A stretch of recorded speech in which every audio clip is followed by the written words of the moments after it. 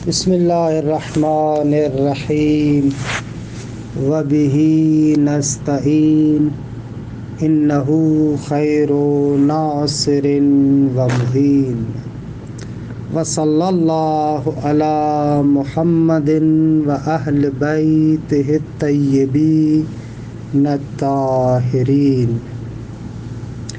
پروردگار عالم آپ تمام عزیزان کی توفیقات خیر میں اضافہ فرمائے۔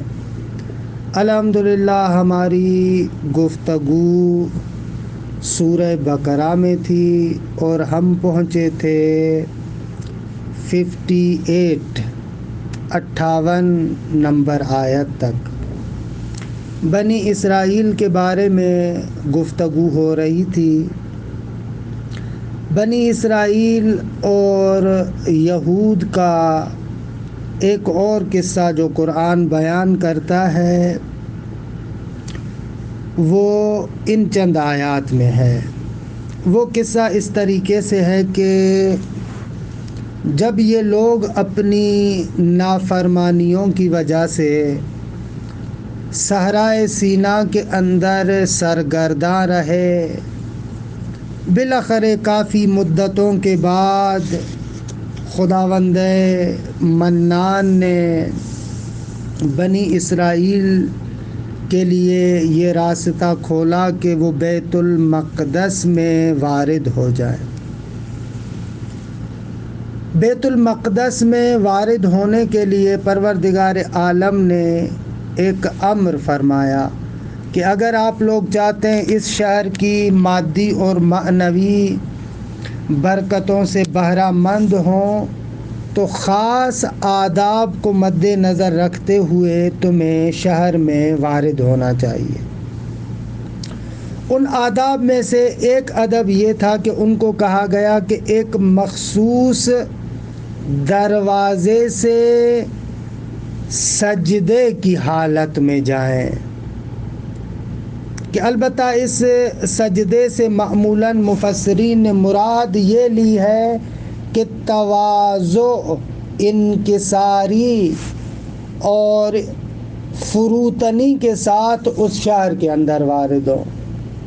یا بعض نے کہا ہے کہ سجدہ شکر انجام دیتے ہوئے آپ اس شہر میں وارد ہوں اور تمہارا ورود اور دخول جو تم اس شہر میں داخل ہو رہے ہو اس طریقے سے ہو کہ یہ کلمہ پڑھتے جائیں، یعنی حتتون، یعنی اے ہمارے مالک ہمارے گناہوں کو بخش دے، ان کو ختم کر دے۔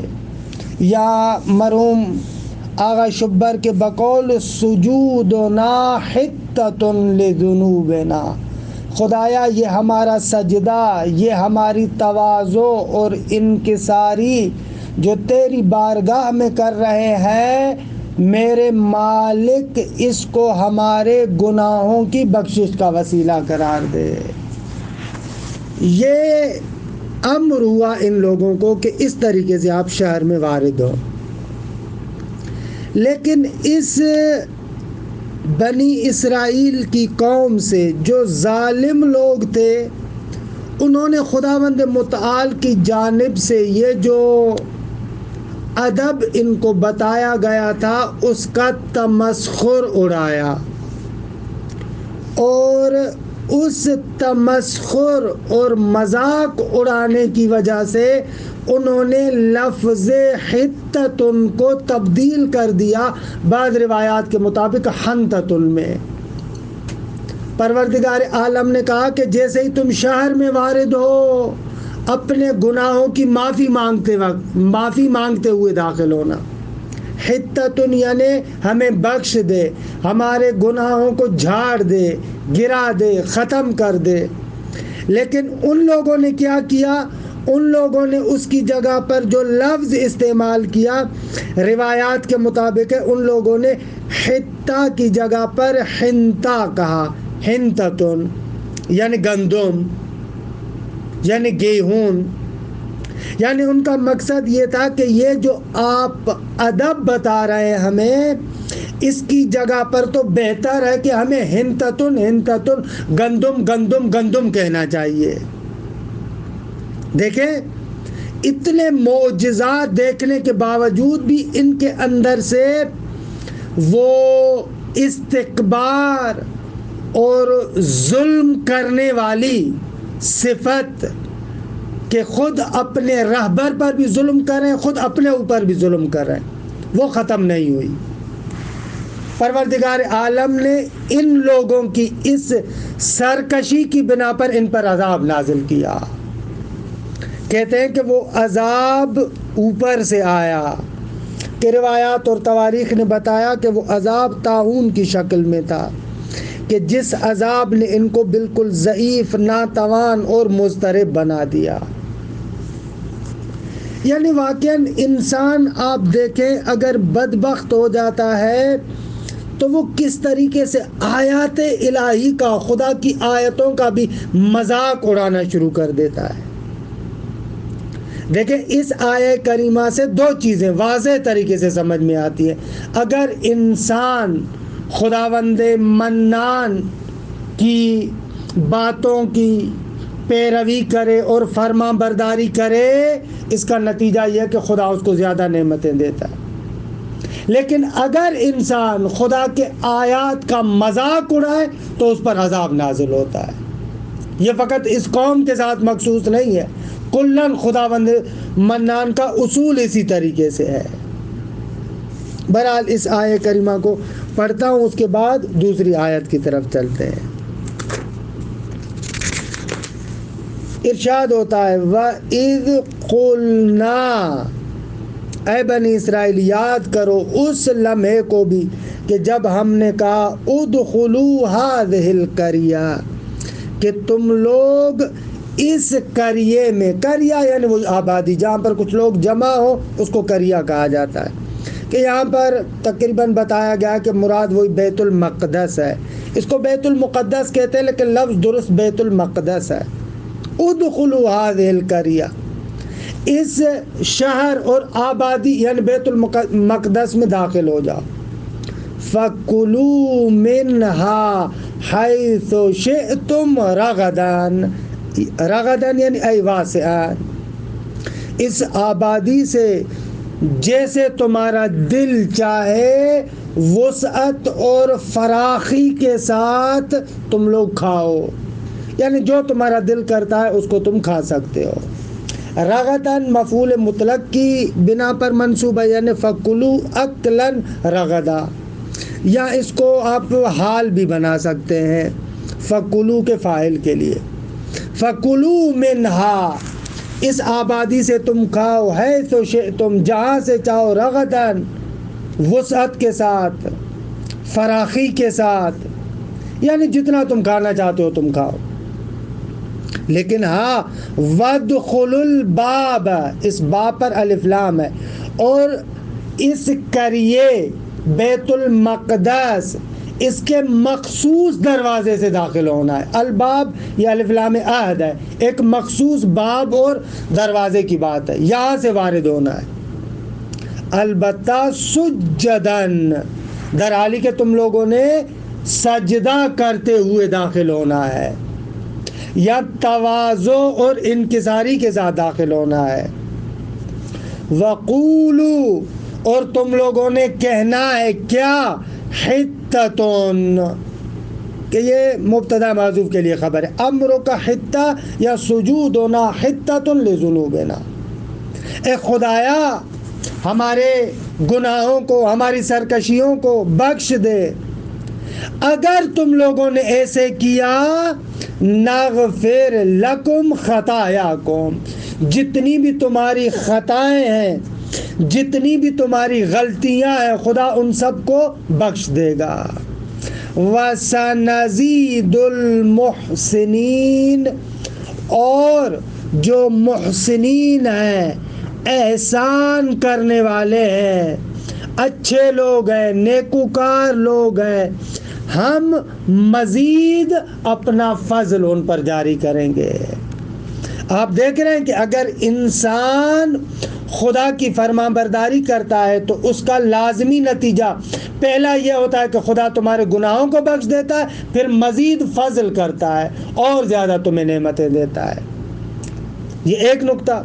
دوسرا یہ کہ مزید فضل سے پہلے نغفر لکم ہے، پہلے تمہیں بخشتا ہے خدا، گناہوں سے صاف کرتا ہے. جب گناہوں سے تم صاف ہو جاتے ہو تو خداوند متعال مزید اپنی عنایات تم پر نازل فرماتا ہے. لیکن قرآن کہتا ہے فَبَدَّلَ الَّذِينَ ظَلَمُوا قَوْلًا غَيْرَ الَّذِي قِيلَ لَهُمْ. حالانکہ یہاں پر الَّذِينَ ظَلَمُوا اس وصف کے ذریعے سے اشارہ کیا جا رہا ہے. فَبَدَّلَ الَّذِينَ ظَلَمُوا جن لوگوں نے ظلم کیا، ستم کیا، اپنی جان پر ستم کیا، ان لوگوں نے تبدیل کر دیا قَوْلًا غَيْرَ الَّذِي قِيلَ لَهُمْ. جو بات ان سے کہی گئی تھی اس کو انہوں نے بدل دیا دوسری بات سے. ان کو کہا گیا تھا کہ تم حتتن حتتن کہو، لیکن ان لوگوں نے اس بات کو بدل دیا، تبدیل کر دیا. خدا نے کہا تھا کہ حتہ کہو، ہمارے گناہوں کو خدایا بخش دے، ان لوگوں نے ہنتا ہنتا کہنا شروع کر دیا. فَأَنزَلْنَا عَلَى الَّذِينَ ظَلَمُوا رِجْزًا مِّنَ السَّمَاءِ تو پھر ہم نے ان لوگوں پر کہ جنہوں نے ظلم کیا، یہاں پر الذین ظلموا کی جگہ پر ضمیر کو لایا جا سکتا تھا، لیکن خصوصیت سے پھر بھی اس الذین ظلموا کو لے کر آیا ہے خدا، تاکہ ان کے عمل کی شناعت اور زشتی اور برائی کو بالکل واضح کرے آپ کے سامنے، اور آپ کو بتائے کہ یہ جو عذاب نازل ہوا تھا انہی ظالموں پر نازل ہوا تھا، جنہوں نے ظلم کیا تھا ان پر عذاب نازل ہوا تھا، اور وہ عذاب آسمان سے نازل ہوا تھا. فَأَنزَلْنَا عَلَى الَّذِينَ ظَلَمُوا رِجْزًا، رجز وہی عذاب ہے، ویسے رجز کا معنی ہے اضطراب، پریشانی. تو یہاں پر روایات وغیرہ میں بھی آیا ہے کہ اس رجز اور عذاب سے مراد وہی طاعون تھا، کہ ان کے اندر طاعون کی بیماری پھیل گئی کہ ایک دن کے کچھ حصے میں 1,20,000 افراد روایات کے مطابق لقمہ اجل بن گئے. کیوں؟ اس لیے کہ انہوں نے آیت الہی کا نہ فقط انکار کیا بلکہ اس کا کھلواڑ کیا، مذاق کیا. خدا نے کہا حتتن کہو، ان لوگوں نے ہنتا کہنا شروع کر دیا. فَأَنزَلْنَا عَلَى الَّذِينَ ظَلَمُوا رِجْزًا مِّنَ السَّمَاءِ تو جن لوگوں نے ظلم کیا ان پر ہم نے آسمان سے عذاب کو نازل کیا. بِمَا كَانُوا يَفْسُقُونَ کیوں عذاب نازل کیا؟ اس لیے کہ وہ اللہ کی اطاعت سے باہر نکل گئے تھے. ان کے مسلسل فسق کرنے کی وجہ سے، خدا کی نافرمانی کی وجہ سے خدا نے ان پر عذاب نازل کیا. یہ ان دو آیات کریمہ کے اندر بنی اسرائیل کی تاریخ کا ایک اور ورق جو بنی اسرائیل کی تاریخ کا خداوند متعال بیان کرنا چاہتا ہے وہ 60 نمبر آیت میں ہے. 60 نمبر آیت میں خدا کی ایک اور مہربانی جو بنی اسرائیل پر تھی، وہ مہربانی یہ ہے کہ جب یہ لوگ صحرائے سینا کے اندر تھے تو وہاں پر ادھر ادھر گھومنے کی وجہ سے، بیابان میں متحیر ہونے کی وجہ سے ان کو بہت زیادہ عطش اور تشنگی لگتی ہے، پانی بھی نہیں ہے. اب آتے ہیں حضرت موسیٰ علی نبینا و علیہ وآلہ السلام کی خدمت میں، پانی کی طلب کرتے ہیں. حضرت موسیٰ پروردگار عالم سے دعا مانگتے ہیں کہ خدایا یہ لوگ پیاسے ہیں اور ان کے لیے کوئی پانی کا انتظام ہو. خداوند متعال کی جانب سے ارشاد ہوتا ہے کہ موسیٰ یہ جو پتھر ہے، اللہ اس کے بارے میں بھی روایات ہیں کہ ایک مخصوص پتھر تھا، اس پتھر پر آپ اپنے اس عصا کو ماریں، جو لاٹھی آپ کے ہاتھ میں، اس کو اس پتھر پر ماریں. جیسے ہی آپ اس لاٹھی کو اس پتھر پہ ماریں گے تو اس سے 12 چشمے پھوٹیں گے، 12 چشمے نکل جائیں گے. بنی اسرائیل کے 12 قبیلے تھے تو 12 چشمے پھوٹ جائیں گے، ہر ایک قبیلہ اس اپنے خاص چشمے سے سیراب ہوگا۔ کہ خداوند متعال نے اسی واقعے کو سورہ اعراف کی آیت نمبر 160 میں بھی ذکر کیا ہے، وہاں پر بھی یہ ماجرا ذکر ہوا ہے۔ لیکن سورہ اعراف سے پتہ چل رہا ہے کہ یہ جو ماجرا ہے یہ بیت المقدس میں وارد ہونے سے پہلے کی بات ہے۔ یہاں پر جو گزشتہ آیات تھی ان میں بتایا گیا کہ یہ لوگ بیت المقدس میں وارد ہو گئے تھے، لیکن پھر ایک اور قصہ بیان کیا جو بیت المقدس میں ورود سے پہلے تھا۔ تو کہنے کا مقصد یہ ہے کہ سورہ بقرہ کے اندر ان وقائع کے تسلسل کو اس طریقے سے ذکر نہیں کیا جا رہا کہ پہلے یہ، دوسرا یہ، تیسرا یہ، نہ، مختلف اہم ترین واقعات کی طرف اشارہ فقط کیا جا رہا ہے۔ تو یہاں پر وہ ترتیب خارجی مد نظر نہیں ہے، فقط یہ مد نظر ہے کہ یہ مختلف انعامات خداوند متعال کی جانب سے اس قوم پر تھے اور یہ قوم مسلسل نافرمانی کر رہی تھی۔ اچھا، جیسے 12 چشمے پھوٹتے ہیں تو ہر ایک قبیلہ اس اپنے مشرب یعنی جہاں سے ان لوگوں کو پانی پینا ہے اس جگہ کو پہچان لیتا ہے۔ اور جالب اور خوبصورت نقطہ اس آیہ کریمہ میں یہ ہے کہ ہر ایک قبیلے کے لیے، جتنے قبیلے تھے ہر ایک قبیلے کے لیے جداگانہ خداوند متعال نے چشمے کا انتظام کیا تاکہ ان لوگوں کے اندر وہ جو عصبیت آپس والی تھی یہ پھر ان کے اندر اختلاف کا باعث نہ بنے اور یہ لوگ شکر گزار ہوں، خدا کی بارگاہ میں تشکر کریں۔ دیکھیں اس آیہ کریمہ کو کہ ترجمہ کروں۔ وَإِذِ اسْتَسْقَىٰ مُوسَىٰ لِقَوْمِهِ، اور یاد کرو اس زمانے کو جب صحرائے سینا میں تم لوگ پیاسے تھے اور تم لوگوں نے یعنی یہودیوں کی قوم نے، بنی اسرائیل نے حضرت موسیٰ سے پانی طلب کیا۔ وَإِذِ اسْتَسْقَىٰ مُوسَىٰ لِقَوْمِهِ، اور یاد کرو جب حضرت موسیٰ نے اپنی قوم کے لیے پانی طلب کیا۔ فَقُلْنَا اضْرِبْ بِعَصَاكَ الْحَجَرَ، تو ہم نے کہا کہ اپنے عصا کو اور جو تمہاری لاٹھی ہے اس کو اس خاص پتھر پر دے مارو۔ درست ہے؟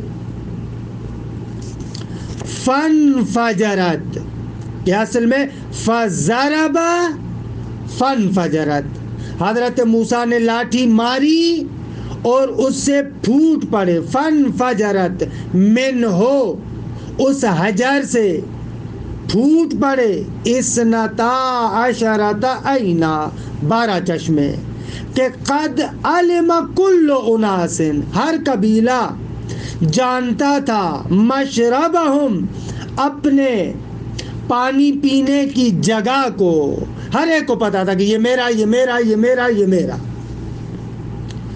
پروردگار عالم فرما رہا ہے کلوا واشربوا من رزق اللہ، اللہ کے رزق سے کھاؤ پیو، ولا تعصوا ای ولا تطغوا، زمین کے اندر فقط طغیان نہ کرو، تجاوز نہ کرو، ولا تعصوا فی الارض، زمین کے اندر مفسدین، اس حالت میں کہ تم فساد پھیلانے والے ہو، اس طریقے سے زمین کے اندر فقط فساد نہ پھیلاؤ۔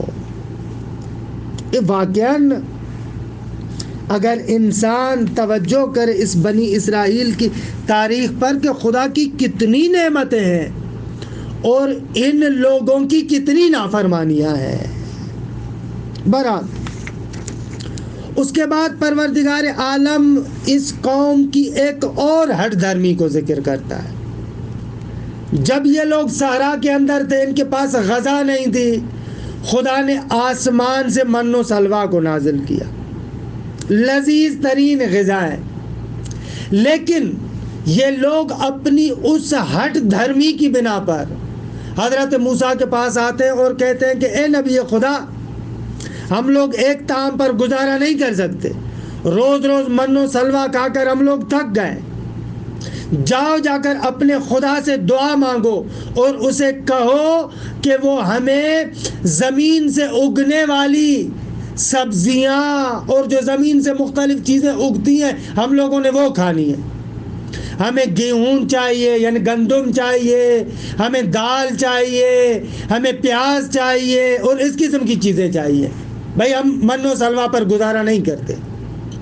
یعنی واقعاً اس قوم کی بدبختی کو آپ دیکھیں، آسمان سے لذیذ ترین غذا آ رہی ہے لیکن اس غذا کو چھوڑ کر بیکار سی چیزوں کی طرف جا رہے ہیں۔ اچھا گندم، پیاز، تھوم یہ چیزیں بیکار نہیں ہیں لیکن ان کے لیے جو خصوصی غذا آ رہی تھی اس کی نسبت سے تو بیکار تھی۔ اور یہاں پر آپ یہ بھی نہ کہیے گا کہ بھائی تنوع طلبی تو انسان کے وجود کا حصہ ہے، واقعاً ایک ہی غذا کھا کر انسان تو تھک جاتا ہے، اس میں تو وہ حق بجانب تھے۔ تو جواب یہ کہ درست ہے، تنوع طلبی انسان کی طبیعت کا حصہ ہے، لیکن یہاں پر جو ان کے لیے غذا آ رہی تھی بہت زیادہ لذیذ تھی۔ اور دوسری بات فقط تنوع طلبی کی نہیں ہے، ان لوگوں کے بے ادبی اور ہٹ دھرمی کی بات ہے کہ اس آیت کے اندر ان کی اس بے ادبی اور ہٹ دھرمی کو بھی بیان کیا جا رہا ہے کہ دیکھیں ان لوگوں کا لعن کیسے اور کس طریقے سے گفتگو کرتے ہیں۔ وَإِذْ قُلْتُمْ، اور یاد کرو وہ زمانہ کہ جب تم لوگوں نے کہا یا موسیٰ، اے موسیٰ، یعنی نہ اس کو نبی خدا کے ساتھ تعبیر کرتے، نہ اس کو رسول کے ساتھ تعبیر کرتے، ایسے روکھا سا نام کہ یہ خود ان لوگوں کی آپ دیکھتے جائیں کتنی بے ادبی کو بیان کرا، یا موسیٰ، اے موسیٰ، جیسے کہ اپنے جیسے لوگوں سے بات کریں، حالانکہ وہ نبی خدا ہے، ان کے لیے واسطہ فیض بن رہا ہے، بہت سارے فیوزات کا مرکز ہے، لیکن بے ادبی سے کہتے ہیں یا موسیٰ، اے موسیٰ، لن نصبر علی طعام واحد، ہم ایک ہی طعام پر گزارا نہیں کریں گے۔ اچھا کیا کرو؟ فادع لنا، دعا مانگو ہمارے لیے، ربک، تو اپنے رب سے دعا مانگ، تو اپنے رب سے ہمارے لیے، یعنی یہ آپ محسوس کر رہے ہیں بے ادبی ان کی، ربک، اپنے رب سے جا کر دعا مانگ، ایسے گفتگو کریں جیسے وہ رب ان کا نہیں ہے، ان لوگوں کا پروردگار نہیں ہے، ان لوگوں کا خدا نہیں ہے، اس کا تعلق فقط موسیٰ کے ساتھ ہے۔ یہ ان کی بے ادبی کو بیان کر رہا ہے۔ اپنے خدا سے دعا مانگ کہ وہ کیا کرے، یخرج لنا، کہ خدا ہمارے لیے خارج کرے، نکالے، کس کو؟ مما تنبت الارض، ان چیزوں کو کہ جن کو زمین اگاتی ہے، جن کو زمین اگاتی ہے ان میں سے بعض چیزوں کو خدا ہمارے لیے پیدا کرے۔ اچھا وہ کون سی چیزیں؟ من بقلہا، بقل یعنی سبزیاں، درست ہے، یہ سبزیاں، وکسائہا، کہ روایت کے اندر آیا کسا یعنی وہی ہنتا، گیہوں، گندم، یا بعض روایات کے اندر آیا ہے کہ وہ خبز، روٹی، وفومہا، اور تھوم، وعدسہا، یہ جو دالیں ہیں، وبصلہا، اور پیاز، ان چیزوں کو خدا کو کہو کہ ہمارے لیے زمین سے قرار دے، اگائے۔ قال، کہ اس قال کی ضمیر کے لیے شبر کہتے ہیں، دو احتمال ہیں، یا خداوند متعال کی طرف ضمیر جا رہے ہے کہ خدا نے کہا، یا حضرت موسیٰ علی نبینا کی طرف ضمیر جا رہی ہے کہ حضرت موسیٰ نے کہا اتستبدلون الذی هو ادنا، ارے کیسے مورکھ ہو، کیسے بے وقوف ہو، کیا تم تبدیل کرتے ہو الذی هو ادنا، اس شے کو کہ جو قدر اور منزلت کے لحاظ سے کمتر ہے، بالذی، اس کے بدلے میں کہ ہوا خیر، جو بہتر ہے۔ جو بہتر ہے من و سلوا، اس کے بدلے میں تم اس پیاز کو، گندم کو، گیہوں کو، ان چیزوں کو لینا چاہتے ہو؟ اچھا اگر ایسے ہے تو اہبطوا مصرً، شہر میں داخل ہو جاؤ.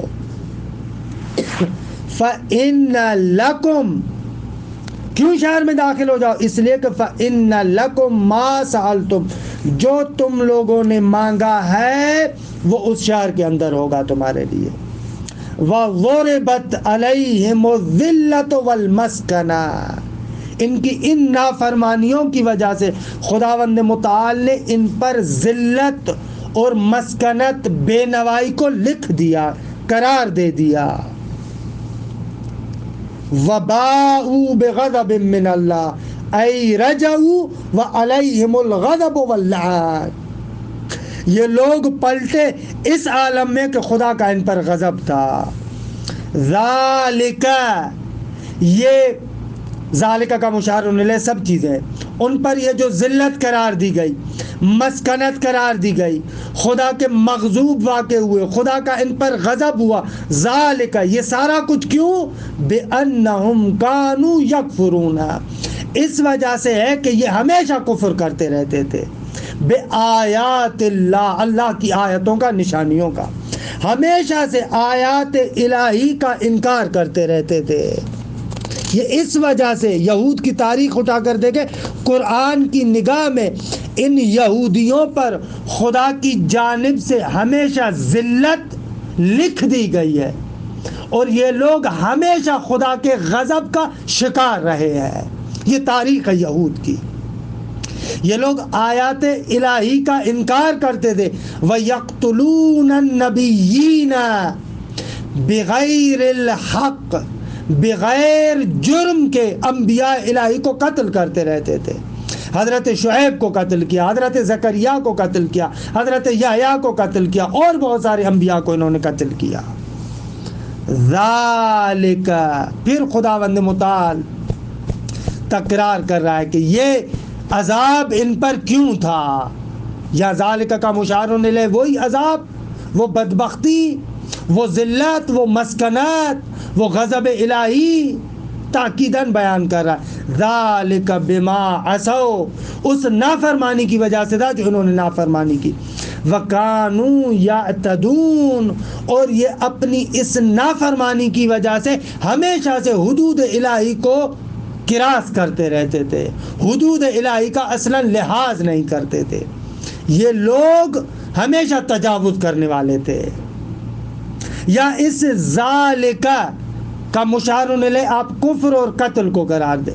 یہ لوگ ہمیشہ آیات الہی کا کیوں انکار کرتے تھے، انبیاء کو کیوں قتل کرتے تھے؟ ذالک بما عصوا وکانوا یعتدون، یہ نافرمان لوگ تھے. ان کی فطرت میں، فطرت یعنی عرفی معنی میں، ان کی طبیعت اور عادت میں یہ نافرمانی رکھی ہوئی تھی، اور ان لوگوں کا کام یہ تھا کہ یہ ہمیشہ تجاوز کرتے، ہمیشہ تجاوز کرتے رہتے تھے. جب واقعاً قوم اس طریقے سے ہو جائے کہ اس کے اندر روح تجاوز گری آ جائے تو خداوند متعال ان پر مسکنت، ذلت اور بے نوائی کو لکھ دیتا ہے. ضربت علیہم الذلۃ والمسکنہ، واقعاً یہود کی تاریخ اسی طریقے سے.